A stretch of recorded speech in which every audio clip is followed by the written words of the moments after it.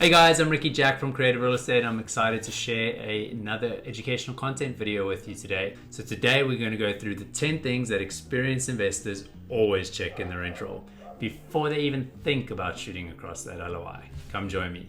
Number one, lease term clustering. So first up, let's take a look at these lease expirations and let's try and arrange them from the oldest to the newest. When are all of these leases expiring, and is there a window within which more than 30% is expiring within 60 days? Because that's just a ticking time bomb. See, what could happen is you could take over a fully occupied building, and the day after closing or the months following, suddenly you could move from a 100% or 90% occupied stabilized building to something below 70% if all of these leases are clustered at a certain time period to end together. So you want to be paying attention to that right up front and not being damage controls for the 90 days after takeover. Lease expirations should look more like calm waves, not tidal surges. Number two in the rent roll, you want to look out for ghost tenants. Ghost tenants can be referred to as any unit with just a blank name, cash tenant stated as the name, or a unit that has no lease file. You can't underwrite cash flow that you can't actually enforce. So for you, this might mean an illegal sublet inside of the property. It could be a staff member's family or a friend, or there could just be no actual agreement at all. Ghost tenants, at the end of the day, don't show up for eviction court. Number three is economic versus physical occupancy. So the rent roll says 95% occupied, but how many are actually paying the rent? That's why you want to compare scheduled rent to actual collected rent. And economic occupancy is the actual amount of people inside your building that are paying rent and that you're doing collections on. So if your gap is more than, say, 5 to 10% between physical occupancy and actual economic occupancy, then you likely don't have an occupancy problem, you have a collections problem. And at the end of the day, we can only underwrite what hits the bank account, not what's on paper in the rent roll. Number four, one of the big ones, concessions and net effective rents. Specifically when it comes to Class A units or value-add apartments that have maybe been through a major CapEx project and needed to empty out the building and do a bit of an aggressive lease up, oftentimes you'll find that operators and owners of those buildings will offer a lot of concessions to get the building leased as possible so that they can shift from construction debt to permanent debt. As a result of that, what they'll typically do is offer maybe a month's free rent. So you read Unit 204 and you take a look at that on the rent roll and it says $1,500 in rent. And then you look at the lease for Unit 204 and you realize that they actually got a month's free rent and they paid a very under market deposit of $99. And in addition, the actual rent that they need to pay every month is $1,300. As you can see, those two would not match up at all.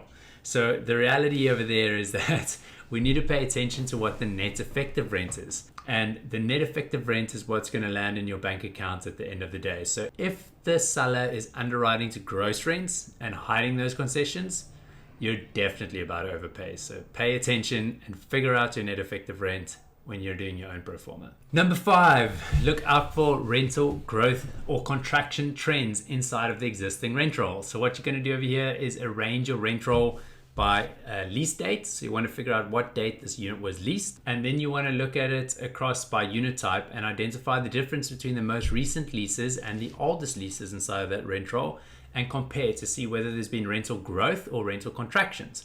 Rental growth should signify that the market is strong and that there's a lot of demand for this unit type.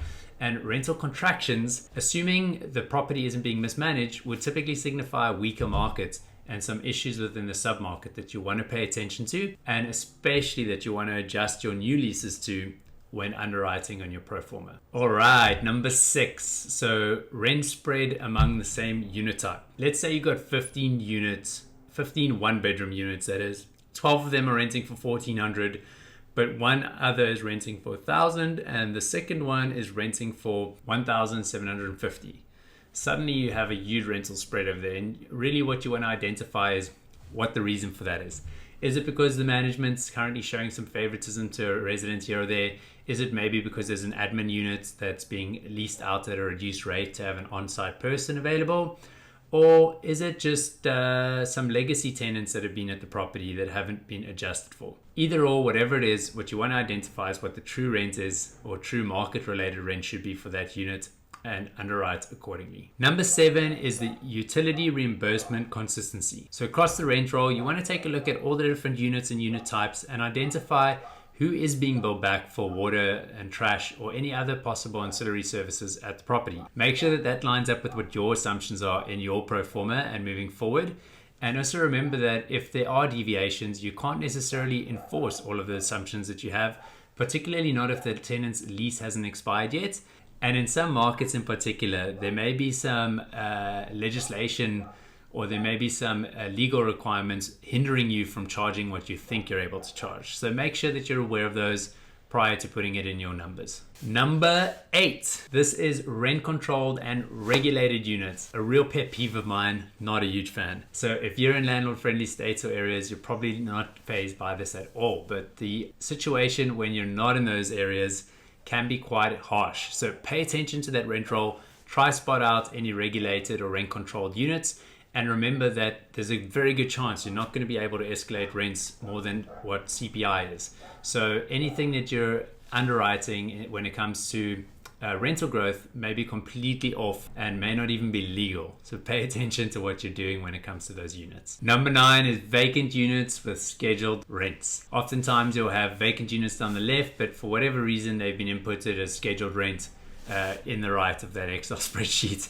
And you just want to pay attention to A, realizing that there's not actually a tenant there, and B, cross-checking what that scheduled rent is, because oftentimes it'll just be marked to market, and the market rent might not actually be what you're able to achieve on your particular unit. So a better basis for that number would be to actually look at what you're already achieving across the rent roll and use that as a weighted average number. Potentially, if you want to be more aggressive, use your most recent leases, or more accurate. It's not necessarily aggressive if the market's been contracting, as mentioned in a prior point. Nevertheless, to get the most accurate, you want to use the most recent leases that you have for that kind of unit type and ensure that that is the scheduled rent going forward, assuming it's been leased as opposed to whatever the market rent number is. Number 10, the leaseholder versus the actual occupant. So make sure that the leaseholder is the person paying the rent and is the person living inside of your property. You can't enforce a lease if the people living there aren't actually on it. Does every unit have a verified leaseholder? And is that person actually the one occupying the unit? Because unauthorized occupants are going to create eviction problems later and lots of legal dollars that you don't necessarily want to spend. All right, let's dive in with a quick recap. So here we go.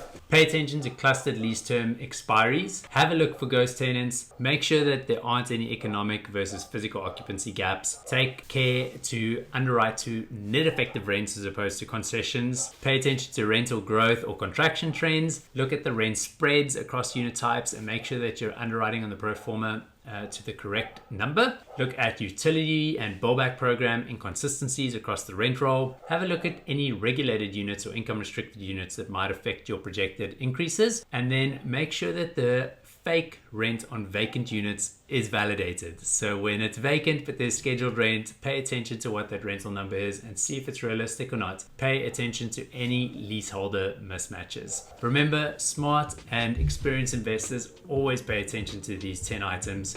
And if you do too, you'll be able to avoid some of the most common rent roll traps. I have personally made a couple of these mistakes of my career, some more recently than I'd care to admit, but I hope that this video will help you avoid doing the same. I'd love to hear more from you. If you could like this video, smash that like button, hit subscribe, and drop me down a comment below. If you're in the real estate game and you look at rent rolls, what's your favorite thing to try and identify in a rent roll? Shout it out and let me know. Cheers.